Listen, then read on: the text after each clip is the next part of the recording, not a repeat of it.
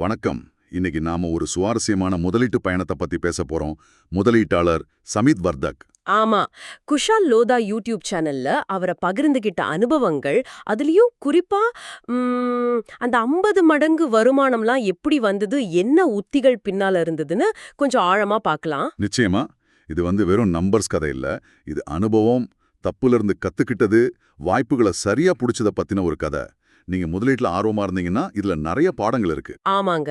வெறும் புள்ளி விவரம் இல்ல, ஒரு பொறியாளர் எப்படி ஒரு வெற்றிகரமான முதலீட்டாளர் ஆனாருங்கிற பயணம் இது. தவறுகள், அதுலேருந்து கத்துக்கிட்டது, அப்புறம் ரொம்ப முக்கியமா பொறுமை, இதெல்லாம் இருக்கு. அருமை. சரி, கதைக்கு வருவோம். எங்க ஆரம்பிச்சது இது? ஒரு இன்ஜினியர் எப்படி ஸ்டாக் மார்க்கெட்டுக்குள்ள வந்தார்? வர்த்தக் அமெரிக்காவில MBA படிக்கும்போது தான் பங்குச்சந்தை அறிமுகமாகுது. அதுவும் எப்போ? 1999. .com உச்சத்தில் இருந்த சமயம். ஓ, பீக் டைம்லயா? ஆமா. அப்போ கிடைச்ச முதல் சம்பள போனஸ அப்படியே ஆர்வத்துல முதலீடு பண்றாரு. ஆனா அந்த உற்சாகம் ரொம்ப நாள் நீடிக்கல. .com வீழ்ச்சி அப்பவே வா? முதல்லடியே பலமா? மிக சரியான அடி. முதலீடு செஞ்ச பணம் மொத்தமா போயிடுச்சு. இது ஒரு பெரிய பாடம் அவருக்கு. அதாவது தியரி மட்டும் பத்தாது, மார்க்கெட்டோட யதார்த்தம், பணத்தை இழக்கும்போது வர்ற அந்த வலி, இதெல்லாம் தான் உண்மையான டீச்சர்ஸ்னு புரிஞ்சுக்கிட்டாரு. ஆனா இது பயணத்தோட ஆரம்பத்திலே நடந்தது ஒரு நல்ல விஷயம் சொல்றாரு இல்லையா? ஆமா, அது ஒரு வரமாவே பாக்குறாரு. ஏன்னா அப்பவே இந்த அடி வாங்கினதுனால பின்னாடி கவனமா இருக்க முடிஞ்சது. சரி, அந்த அடியிலிருந்து மீண்டு வந்து எப்படி தனக்கான பாதையை கண்டுபிடிச்சார்? நிறைய பேர் அப்பவே மார்க்கெட்டை விட்டு போயிடுவாங்களே. அதுதான் இங்க முக்கியமான விஷயம். அவர் போகல, இன்னும் தீவிரமா கத்துக்க ஆரம்பிச்சார். CFA படிச்சது, வாரன் பஃபெட் மாதிரி பெரிய ஆளுங்களோட தத்துவங்களை படிச்சதுன்னு இறங்கிட்டார். டெக்னிக்கல் அனாலிசிஸ், ஆப்ஷன்ஸ்னு ஒரு மாதிரி எல்லாத்தையும் ட்ரை பண்ணி பார்த்திருக்கார். ஓ, அப்படியா? தேடி இருக்கார். ஆமா, ஒரு தேடல். கடைசியில தான் தன்னோட என்ஜினியரிங் கன்சல்டிங் அனுபவம் இதுக்கு உதவுதுன்னு புரிஞ்சுக்கிட்டார். அதாவது, ஒரு தொழிலை நல்லா புரிஞ்சுக்கிறது, அது எப்படி இயங்குது, அதோட உண்மையான மதிப்பு என்னன்னு கணிக்கிறது. இதுதான் தனக்கு செட் ஆகும்னு முடிவு பண்ணார். இதுல நமக்கு ஒரு பாடம் இருக்குல்ல. அடுத்தவங்க செய்யறாங்கன்னு செய்யாம நம்ம பலம் என்னவோ அதுக்கேத்த மாதிரி போறது. கரெக்ட். உங்க திறமைக்கும் மனநிலைக்கும் எது பொருந்துதோ அந்த ஸ்டைல கண்டுபிடிக்கணும். சரி, இந்த அணுகுமுறை மூலமா கிடைச்ச வெற்றிகள். நீங்க சொன்னீங்க பஜாஜ் ஃபினான்ஸ் 50 மடங்குன்னு. ஆனா அவர் ரொம்ப முக்கியமா நினைக்கிற முதலீடு எது? பஜாஜ் ஃபினான்ஸ், காவேரி சீட்ஸ் 14-15 மடங்கு. இதெல்லாம் பெருசுதான். ஆனா அவர் ரொம்ப அடிக்கோடிட்டு சொல்றது APL அப்பல்லோ. இது பொறுமைக்கு ஒரு நல்ல உதாரணம். அப்படியா? என்ன சுவாரஸ்யம் அதுல? 2016ல முதலீடு பண்றாரு. ஆனா 2020 வரைக்கும் கிட்டத்தட்ட 4 வருஷம் அந்த பங்கு பெருசா நகரவே இல்ல. 4 வருஷமா? அடேங்கப்பா. நினைச்சு பாருங்க, 4 வருஷம் வெயிட்டிங்.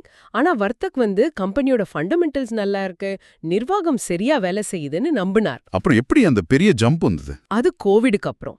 கம்பெனி கேஷ் கலெக்ஷன்ல பயங்கரமா கவனம் செலுத்தினாங்க. அதனால என்ன ஆச்சுன்னா, அவங்களோட ஒர்க்கிங் கேபிட்டல் டேஸ், அதாவது சரக்கு பணமா மாற எடுக்கிற நாள், அது 35 நாள்ல இருந்து கிட்டத்தட்ட 0க்கு வந்துடுச்சு. 0க்கா? நம்பவே முடியலையே. இதோட விளைவு முதலீட்டின் மீதான வருமானம், அதாவது ரிட்டர்ன் ஆன் கேபிட்டல் ROC பயங்கரமா ஏறிடுச்சு. கம்பெனியோட அடிப்படை வலுவா இருந்து அவங்களே இப்படி செயல்திறனை அதிகப்படுத்தினப்போ மார்க்கெட் அதை பல மடங்கு அங்கீகரிச்சது. அடுத்த 2-3 வருஷத்துல பங்கு 20 மடங்கு ஏறிடுச்சு. வாவ், 20 மடங்கா?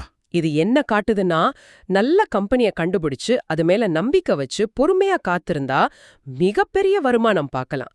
குறிப்பா ROC மிக முக்கியமான மெட்ரிக்னு அவர் சொல்றார். அருமையான பாடம் இது. பொறுமை ரொம்ப முக்கியம்.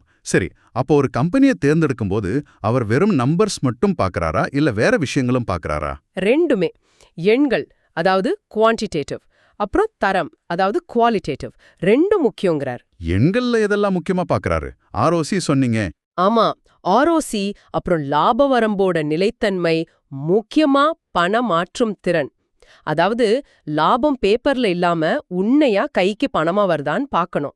சரி, குவாலிட்டேட்டிவ், அதாவது தரம்னு சொல்லும்போது மேனேஜ்மெண்ட் பத்தியா? அதேதான். ப்ரொமோட்டரோட தரம், அவங்களோட லட்சியம் என்ன, அதை செயல்படுத்துற திறன் இருக்கா, முக்கியமா கேபிட்டல் அலோகேஷன், அதாவது வர்ற லாபத்தை திரும்ப எப்படி புத்திசாலித்தனமா முதலீடு செய்யறாங்க, இதெல்லாம் ஆழமா பாக்குறாரு. நல்ல நிர்வாகம், ஆடிட்டர் மேல நம்பிக்கை இதெல்லாமும் சேரும். சொத்துக்கள் குறைவா இருக்கிற பிசினஸ் பத்தியும் சொன்னார் இல்லையா? ஆமா, ஆசெட் லைட் மாடல்ஸ்க்கு அதிக மதிப்பு கிடைக்க வாய்ப்பு இருக்கு. ஏன்னா குறைஞ்ச முதலீட்ல அதிக ரிட்டர்ன் வரலாம். ஓகே. அப்போ மொத்தத்துல இத்தனை வருஷம் அனுபவத்துல இருந்து சமித் வர்தக்கோட கதை நமக்கு சொல்ற முக்கிய மெசேஜ் என்ன? முதலீடுங்கிறது ஒரு நீண்ட பயணம். தப்பு பண்ணுவோம், அதுல இருந்து கத்துக்கணும், நம்ம பலம் என்னன்னு புரிஞ்சுக்கணும். கம்பெனியோட நம்பர்ஸ் மட்டும் இல்ல, அதோட தரத்தையும் பார்க்கணும். அப்புறம் ரொம்ப முக்கியமா பொறுமை. சரியான வாய்ப்பு வரும்போது தைரியமா முதலீடு செய்யணும். அதே சமயம் ரிஸ்கையும் சரியா நிர்வகிக்கணும். இது தொடர்ந்து கத்துக்கிட்டே இருக்கிற ஒரு விஷயம். நிச்சயமா. வெறும் செய்தியா கேட்காம ஒருத்தரோட அனுபவமா, அவரோட சிந்தனை ஓட்டமா பார்க்கும்போது அது ஒரு வித்தியாசமான பார்வையை தருது. இந்த கதையும் அதிலிருந்து கிடைச்ச பாடங்களும் உங்க முதலீட்டு சிந்தனைக்கு உதவுன்னு நம்புறோம். ஆமா, நிச்சயமா. ஒவ்வொருத்தர் பயணமும் வேற மாதிரி இருக்கலாம். ஆனா இந்த மாதிரி அனுபவங்கள்ல இருந்து கத்துக்க நிறைய இருக்கு. நன்றி. வரும் வாரம் உங்களுக்கு லாபகரமாக அமைய வாழ்த்துக்கள்.